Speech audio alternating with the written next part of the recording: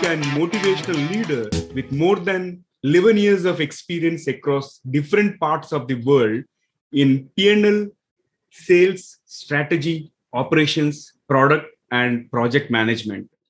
He has completed his bachelor's and master's from IIT Madras with an incredible track record of building high performance teams, products, businesses, and delivering results. As an electric vehicle, that is EV evangelist, he has been recently recognized as 40 under 40, India's young dynamic EV leaders, and he has been evangelizing and crusading the electric vehicle adoption, representing EVs in various national and international platforms. He also works closely with Niti Aayog Committee, which is formed by Central Government of India, and Rocky Mountain Institute in their urban mobility labs, EV policy making of Delhi government, and also with Telangana state government in India. Rajeev YSR is currently nurturing and running electric vehicle or EV cohorts in partnership with the government of Telangana, India, to nurture talent and entrepreneurs in the field of the EV industry. In today's episode, let's get Rajiv's insights on EV. This is the Guiding Voice podcast series, TGV, for a better future. This podcast is to help professional students, IT employees, and entrepreneurs to shape their careers. So, folks, in case if you have tuned into our podcast for the first time, you have missed a lot of stuff. But don't worry, all our podcasts are available. All our previous episodes are available on the podcast platforms that you have been listening to. And also, we are on YouTube. Also, if you have not rated us on Apple, request you to provide your rating and leave a positive review. Every rating and review will motivate us to bring in more and more content to you. This is your host, Naveen Samala, and I have about 18 years of rich and diverse experience in the IT world. And in every episode, we interact with industry experts or thought leaders or academicians or coaches across the globe to drive some insightful conversations that will help each one of you learn some amazing things. Also, we share an interesting trivia or a fun fact about the IT world or technology towards the end. Folks, you'll acquire more knowledge by tuning into TGV per every minute than any other podcast in this space. Thank you so much for tuning in. And today we are going to discuss a topic. Are EVs, the electric vehicles, the next big thing? And we are pleased to have Rajiv, part of TGV's journey in shaping the careers and lives of millions across the globe. Rajiv, welcome to TGV. Hey, Naveen, thank you very much. I'm very happy to be on TGV and helping out people through TGV. Thank you very much. And it's a great initiative, Naveen. Yes. All right. Pleasure to have you on board, Rajiv. Rajiv, you have crafted an illustrious career journey, right, in a very short span compared to me. Can we talk briefly about top three things that I have achieved? Can you talk briefly about top three things that have helped you so far in achieving certain great things? Yeah. So thank you very much, Naveen. This is one question which I get asked the most. And I'm always more than happy to answer this question because I don't take this as a question, but then I take this as an opportunity to inspire generations, right? That they could also do it. First thing anybody needs to have is the dream, right? The ability to see the invisible is what I call as dream, right? When I passed out of my engineering in 2010, right? I finished my bachelor's and master's. I started my first job with a company called TVS Motors Company as senior design engineer. Then I said to myself that in less than 10 years from now, can I be a CXO? Well, then I also clearly mentioned to myself, it's not about starting my own company and becoming a CEO of that company, right? That's pretty easy. An established firm, a firm that was run by board and professional management, where the talent and the performance is recognized, and I'm given the opportunity to lead the organization. Right? That was a very, very clear dream that I was able to see. That was in 2010. And in the year 2019, by the grace of God, even before the 10th year struck the chord, 2019 was when I was appointed as the Chief Operating Officer of a company called Avan India, which is a subsidiary of Gati Logistics. So The first one is the ring. Okay. Second one is the ability to behave and deliver as an entrepreneur. Example, if I were to tell to myself that I will start behaving as a CEO only after I become a CEO, then there is something wrong. So what I have done since 2010 onwards, every role that was given to me, I started looking at that role as a chief executive officer's role. I started thinking like a CEO. I started talking like a CEO. I started behaving, walking, and handling like a CEO. And when the actual time has come that I'm titled as a COO, it was not a surprise to me, right? So I would say that everybody who really wants to be that needs to have, this is what we have a beautiful terminology called entrepreneur, right? The entrepreneur within an organization is entrepreneur, right? So first one is, I would say, dream. Second one is the quality of being an entrepreneur. And third, and then the most important thing is very, very difficult, but very important, is perseverance, right? At this point of time, I would like to share a small story, which I generally share with many people. There was a village where I would say one young man makes money by, I would say, breaking the boulders into smaller stones in the quarry, selling them off. So one day he went to the quarry as usual, and then he saw a huge boulder that is almost, I would say, 5x to his size. And then he wondered, will he be able to break that? Nevertheless, anyway, since it was his routine, he attempted his best to hit it. He started hitting it, but generally the boulders would give up probably in his 10th or 20th hits. But he was able to do until 70, but then the boulder was standing as strong and tall as it had been. He did up to 90, gave it up, moved on to the next boulder. But some voice told him that, why are you giving up, right? You have already hit 90. Why don't you try a few more, right? So then he said, anyway, I intend to hit another boulder. Let me try a couple of things. 91, 92, 99, nothing happened. But it is at that 100th stroke, that huge boulder had to give up and give in to the strong will and perseverance demonstrated by that young man. So this is a quality I strongly recommend that everybody must pick it up, master it, and hone it, because nothing, literally nothing, can stand against the strength of perseverance. So those three that you have asked me: one, ability to dream; two, living the dream, right? I wanted to be an entrepreneur, I started behaving like an entrepreneur; and three, perseverance. Thank you, Naveen. Fantastic. Excellent story, by the way. It reminded me of another story which was shared by Mr. Ratnaswamy. He belongs to this Thyrocare founders family. He's one of the siblings and all, and we were fortunate to interview him on TGV.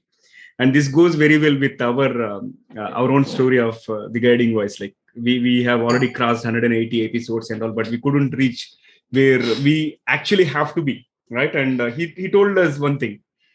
There is a 99 monkey philosophy wherein, if at all, you never know, somebody will come in the form of a 99th monkey, and that number could happen at 10 or 20 or whatever it is. But once you get there, it will go viral. Don't give up. You just continue, right? It reminded me of that, and that these kind of stories are very motivational. Thank you for sharing that. And now let's switch topics and talk about the core of today's conversation: EVs. Right, I worked for General Electric, and during the year 2010, 2011 itself, at that time, we had an innovation COE wherein our teams have started developing EV charging stations. And we had also developed the relevant software and all. Likewise, EVs have been in the market for quite a long time. But when it comes to India and also across the world, they have gained the center stage at this moment. So what could be the reason for that? I think, Naveen, it's a very, I would say, relevant and fantastic question. If at all pandemic has taught us anything, it has taught one thing, right? that it kind of normalized the difference between the rich and the poor, right? It is not like malaria, typhoid, where only people in unhygienic conditions, only people who are deprived of nutritious food, only people who do not have access to medical facilities suffer. But COVID kind of humbled the entire humanity and brought us all to our knees and made a statement that you are a human being and you're all the same, right? Now, if at all there is any other thing that could make a similar statement, that is climate change.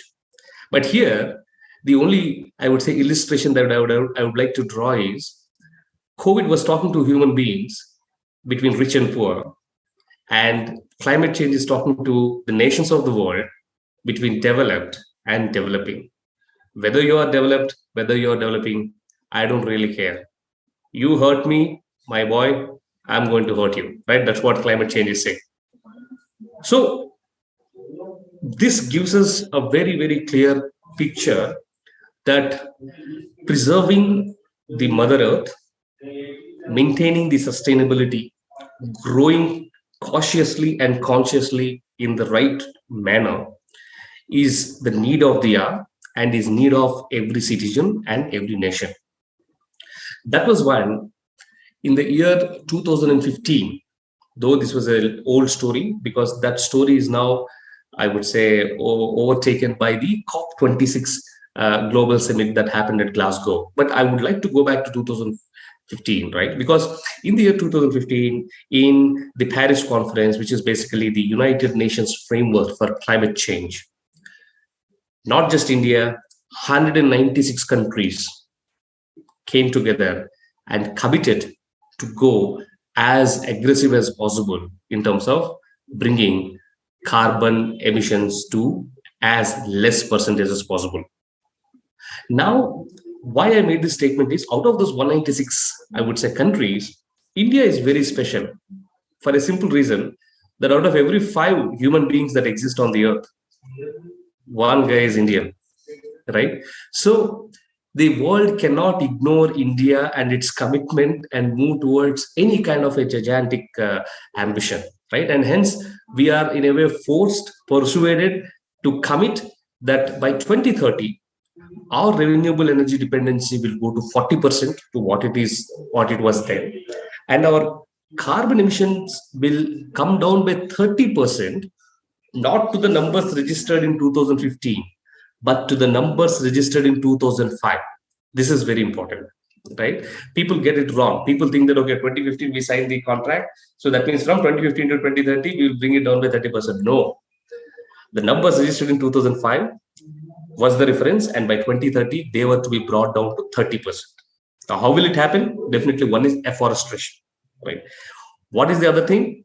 Shutting down all the industries, which definitely is not an ideal option for a developing nation like India, because already the developed nations had their share of industrial revolution and they flourished and they prospered. It's our time now, and we cannot let that go like that.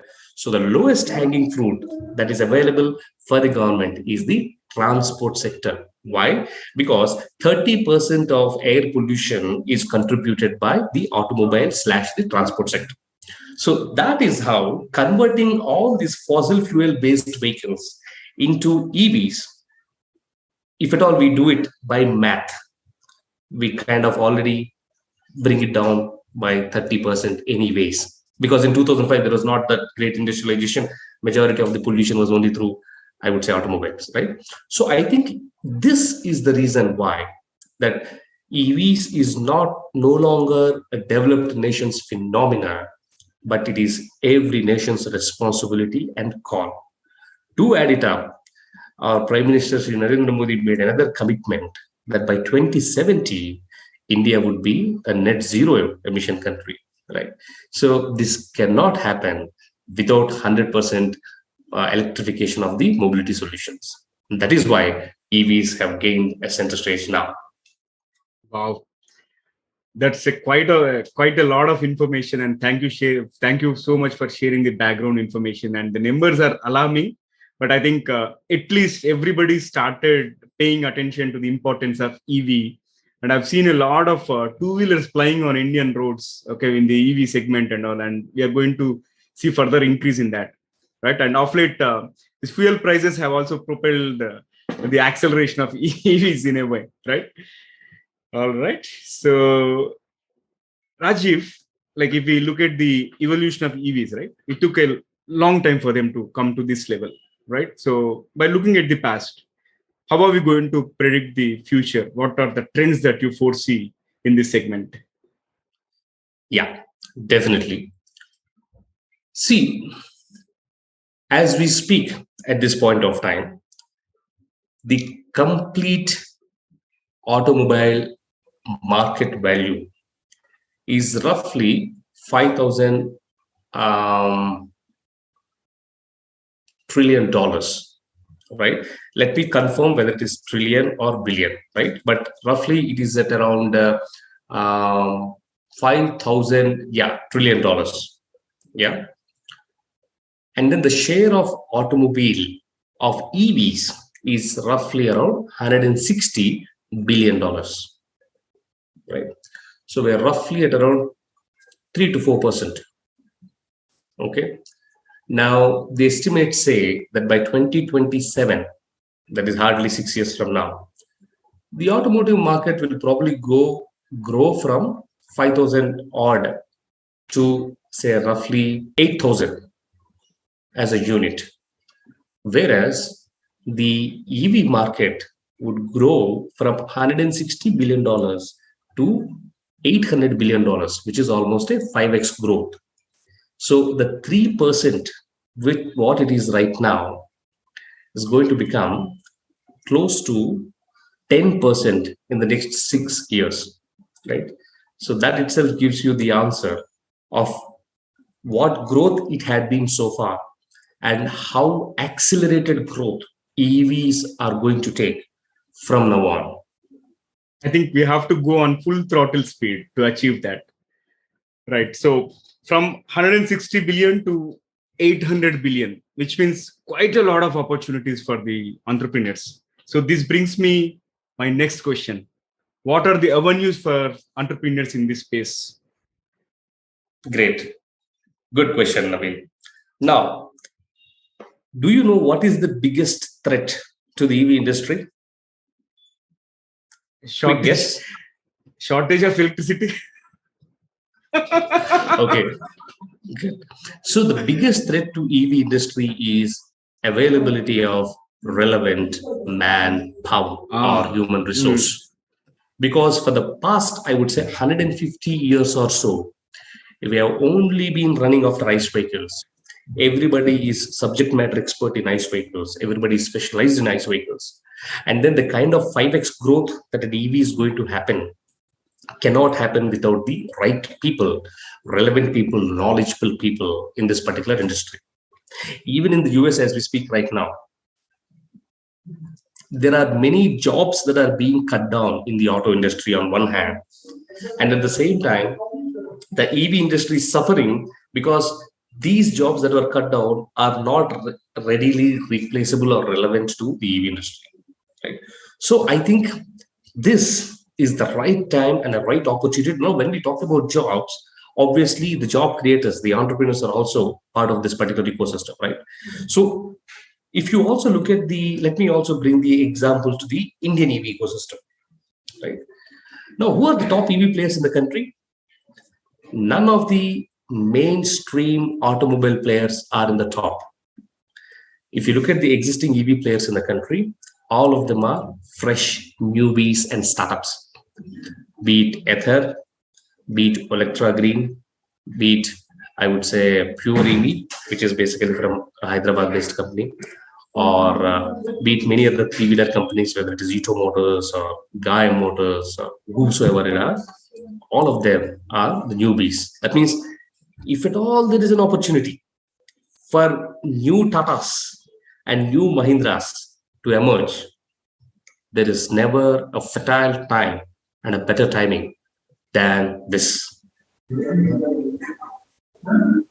Wow. Yeah, future seems to be very bright and immense opportunities which somebody can really explore. All right, now let's talk about how do we thrive in the EV market. If somebody wants to jumpstart as an entrepreneur. Yeah. So this is a very, very frequent question I get asked, Naveen, especially by my good friends who are right now settled in the West, making good money and a lot of money to invest at their disposal. They call me up and said, "Hey, Rajeev, can we do something in EVs together? Is there a way that I can invest?" Right? So, and this is the answer I give to all of them. It is for sure that EVs are the future, right? The very fact that a 15-year-old company was able to overtake a 150-year-old setup in terms of market cap and stand as number one is a testimonial that the future is all of EVs. I'm sure we all know what we are talking about. We're talking about the wonderful success story of Tesla overtaking the decade and half, I mean, overtaking the century and half old Toyota in terms of the I would say largest valued vehicle company in terms of automobile, right? So, but then, can I be a Tesla? How can I become a Tesla? How can I be part and parcel of this EV market? The answer is very simple, right? I always tell them, all these friends, first invest yourself. EVs are not stock markets that you have certain money, you start monitoring certain stocks, you invest them, and then you exit at the right time. No, EVs is an ecosystem. EVs itself is, I would say, an industry, right? So I tell them that spend some time. EVs are very, I would say, loving in nature. You love them, they love you back, right?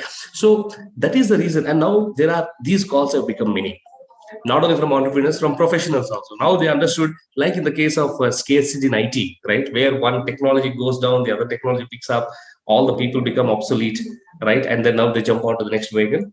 For the first time in 150 years, the same thing is happening for automobiles, and we are clueless because if it is IT crowd, we are anyway prepared to change our course in every 10 years, right? But this is I mean, once in a lifetime kind of a thing. So most people reach out to me asking me, "Sir, how do we prepare ourselves?" So I think to cater all these needs and to help all these entrepreneurs and professionals, I have started something called EV Masterclass out of passion and out of the enthusiasm to help them.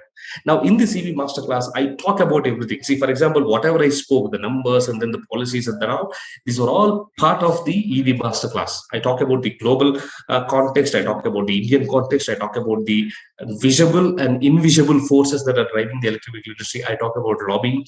I talk about the technologies. I talk about the players in the technology. I talk about different business models, anything and everything. In fact, once you go through the EV Masterclass cohort, you will no longer be an alien to EV, but you can always call yourself as whatsoever your first name is. You can call Doctor bracket EV and then continue your name. That's the guarantee that I give. After that cohort, no entrepreneur will have to require to do a market intelligence or a market analysis. No entrepreneur will have to recruit a consultant to help him understand. He will be thoroughly equipped. He will be thoroughly, I would say, informed, and he can make the right, wise decisions. And I'm not just leaving from there. From there, if there are people who are really committed and then wanted to move onwards, I am offering myself as a mentor to them, where I'll be hand-holding them to become the next unicorn. Why do I do this? For a simple reason that I really want India. We already missed the industrial revolution, Naveen. And at this point of time, China has already, I would say, advanced a lot in terms of EV. If at all there is any market in the country that can beat the volumes of China, that is only India. And we cannot afford to miss the industry, this electric vehicle revolution. And I have my own selfish ambition to be taking some corner space, right? When the future generations reflect back and say, "Hey, what happened to India and where was it?" I wanted to be recognized as one person who played probably a small, tiny role, but I want to be there. Wow. Very inspiring. And those numbers speak a lot, like 15-year-old company beating or overtaking 150-year-old company. And I would like to know more about your EV masterclass for the benefit of the audience. Is it available online or offline, in the sense in person, or how do people register? In case if you could share the link, it will be available in the form of a show notes wherein our audience can refer to. Fantastic. So I will definitely share that particular link, and let me also explain you the structure of the EV Yeah, masterclass, yeah, Naveen. yeah. So this EV masterclass has got multiple avatars, right? Because I strongly believe that you cannot have one single tool for everything, right? So people who are looking for a profession and a career start, like students, they need some kind of knowledge. People who are already into profession but are trying to pivot their career around EVs, they need a different angle of the same knowledge. And entrepreneurs need altogether different thing, right? So generally what happens is, basis the kind of nature you are, the content is already created, the content is already developed, the content is recorded and is available on the internet. I'm going to guide you, and every week once I'm going to interact with all these batches. Every week a module is released. As and when the module is completed, I'm going to reflect upon that module where people can ask questions. I will talk to them, I will answer their questions. And that is how, probably in maybe around 20-25 modules, right? That is 20-25 hours roughly of time, they will be able to become the expert. See, it is like we are trying to do a crash course of a specific engineering slash an MBA branch called EV. Why I said engineering slash MBA? Because my EV cohort doesn't necessarily stop with only the engineering aspects of it, but it also gets into the different business models and the auxiliary and peripheral business models also. And also, let me tell you, when I shared this with my industry friends, right, that this is something that I wanted to start and I want to help, many CXOs jumped in and said that, you know what, I want to be mentor on EV Masterclass. So as we speak, we have more than, I would say, 15 mentors on the EV Masterclass who are, again, not a senior engineer or a GM or an AGM. All of them are either the CEOs or the CTOs or the COOs, right? So for the first time in the industry, we have created a cohort which is far beyond, much above a regular academic curriculum, but very highly industry centric, where the facilitation is done by the industry leaders, CXOs themselves. Isn't it wonderful and beautiful, Naveen? So this is what I would say differentiates and positions this particular EV masterclass differently from any of the other. I would say, like you rightly said, the fees have no value. I completely believe it, because the producers also need motivation to produce the right content, right? And that only happens when those are recognized. Correct. So I think that is the reason we have the CEO of Kinetic. You know, right? You would have driven Luna, Kinetic Honda. Their CEO, Sulaja Firodia, is our mentor. The automotive director from the government of Telangana, Mr. Gopal Krishna, is our mentor. Karthik Haryani, who is the CEO of Charge Zone, India's leading charging infra company, is our mentor. Mr. Venkat Rajaraman, who is the CEO of Sydney Energy, the leading battery and BMS company, is our mentor. And of course, I'm there as a chief mentor, anchoring everything. So you are in the best safe hands possible to really equip yourself to the future of EV industry. That sounds so interesting and fascinating. Yeah, I look forward for the details. All right. So yeah, this has been fabulous conversation, and slightly shifting gears and talking about the mentorship. I think you are now recognized as the best mentor by T-Hub in the state of Telangana. So congratulations on that. And I would like you to share some of your mentoring experiences. Like, what kind of challenges are the startups facing and what should they do differently? Yeah. So first of all, thank you, Naveen, because it was even a surprise to me. Yesterday, day before yesterday, I received a mail, generally any other mail from T-Hub, saying that tomorrow we are celebrating 6th anniversary. So please be there and be part of the, I would say, the celebrations. Since I did not, because any one of the mails, then I received a call again in the afternoon yesterday asking, sir, are you coming? I said, no, I have. Said, no, please ensure that you come, because it is going to be fun. I was never revealed that there is something in store, right? So the program started at 5, but I finished all my meetings and I went at 6:15. The whole auditorium is all full, etc. Then I went and then I said, then they have been giving awards to different startups, etc. Because in T-Hub, there are more than, I would say, 25 to 30 mentors already, right? And I'm the youngest one, of course. So I rarely, even in my wildest dreams, would ever think that I would get recognized. So I was sitting there. I was watching different felicitation and different awards, and I'm clapping for them. And then before me there was one mentor. Said, yes, I think he will be the mentor, and that is that. Then the announcement came that now we would like to invite India's 40 under 40, the motivational speaker, faculty, EV evangelist. And I was like, don't tell me that you're calling me, right? And I was really thrilled, right? So out of so many mentors, it was one is the other senior gentleman, and it was other one is me. So he was in a different category, and I was given the best mentor award. So it was very. I mean, see, T-Hub mentoring is a very, I would say, benevolent act, right? You don't get paid. That's your time and your passion that you put in. And you don't mentor students, you actually mentor companies, and companies who are surviving, who are fighting for their survival, companies who want to really make a difference, right? So when you interact with their founders, they're not going to ask questions, hi, how are you, had you have your breakfast, and things like that. They're really going to ask you very, very tough questions, and your mentoring and your guidance probably might put them in the right direction, and or might not put them in the right direction, right? So you will have to exercise all your faculty, you will have to exercise and reflect upon all your experience, and bring and give the best, I would say, guidance and mentoring that is possible, right? So this is very tiring. And then the returns, nothing in terms of monetary, but in terms of satisfaction, great, because you always have that, yes, that's the company which I was able to help become what they are, right? So that was there. Now, what kind of a challenges startup face during this? See, whenever startups look at somebody as a mentor, the general temptation of startups is, what do I get from him? Can I get some funding? Can I get some business connects? Can I get, how do I increase my business? Which of course is okay to have, right? But that need not be the primary criteria. The primary criteria is, who is this person? What is the experience that he's bringing?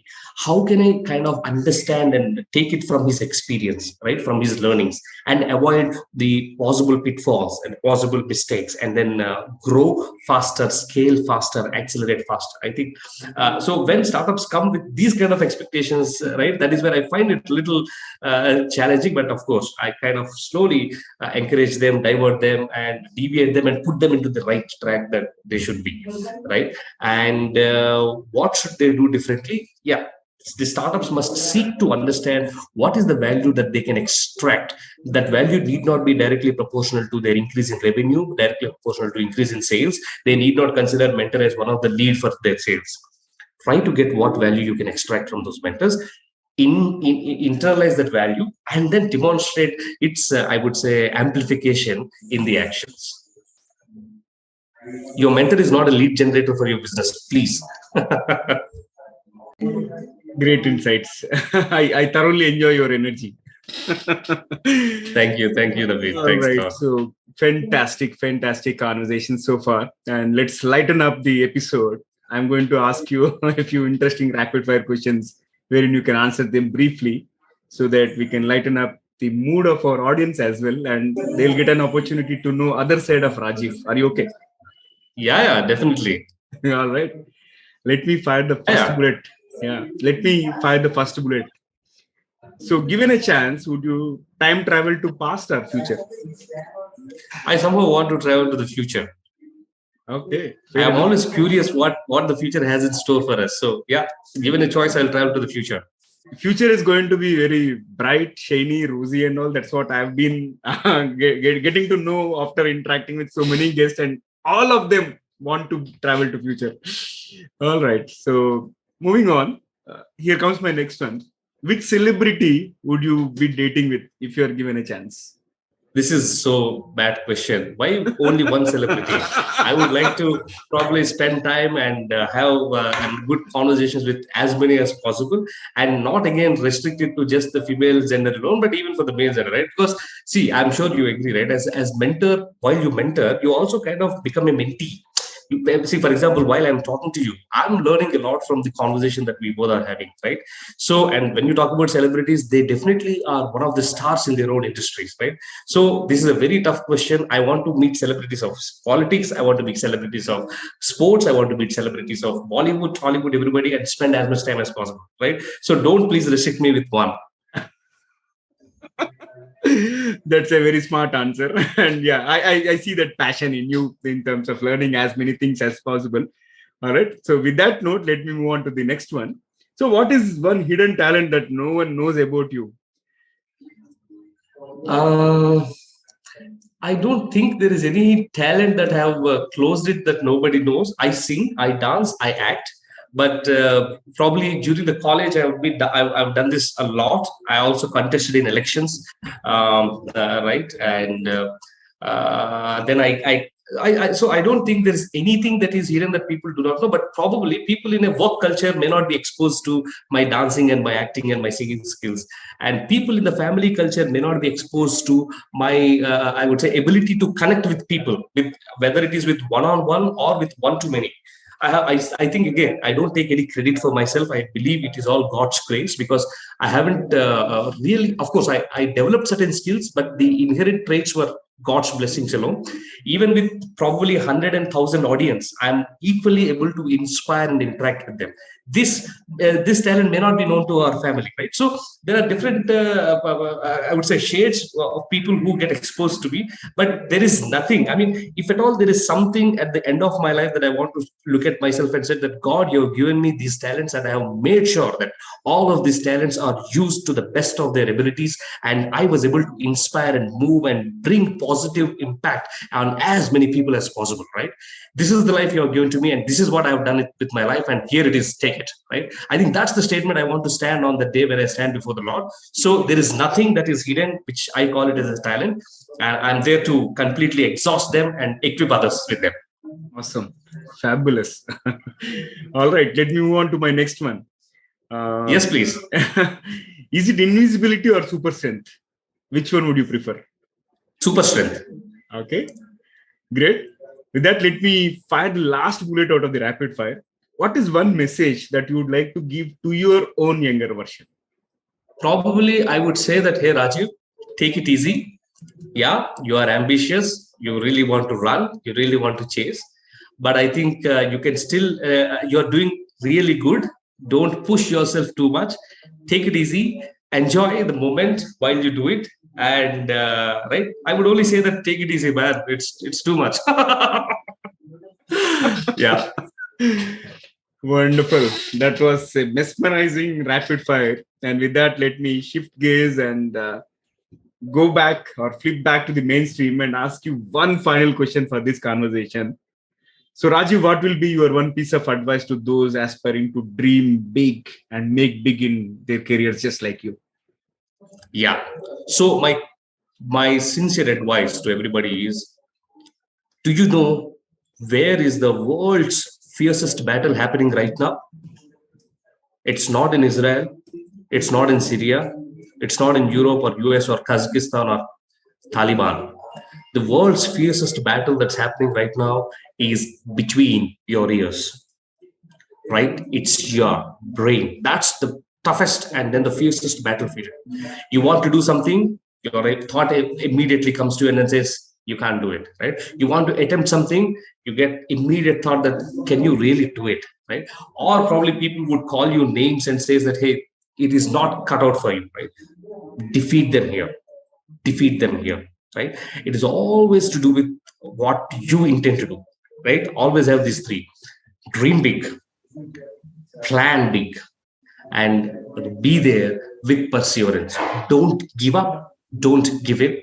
And one day, your dreams and your goals will have to give up and give in to your perseverance.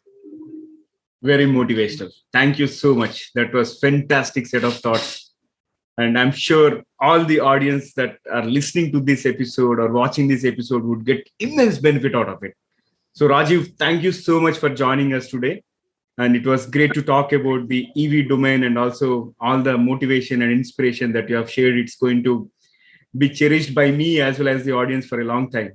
Thank you very much, Naveen. Thank you for having me on the Guiding Voice. In fact, it is very, very, I would say, fantastic conversing with you for the last, I would say, 40 minutes. And all these questions, I believe, were well thought, well structured, and rightly positioned. So I enjoyed all the questions. I enjoyed every conversation. And I wish the TGV all the very best.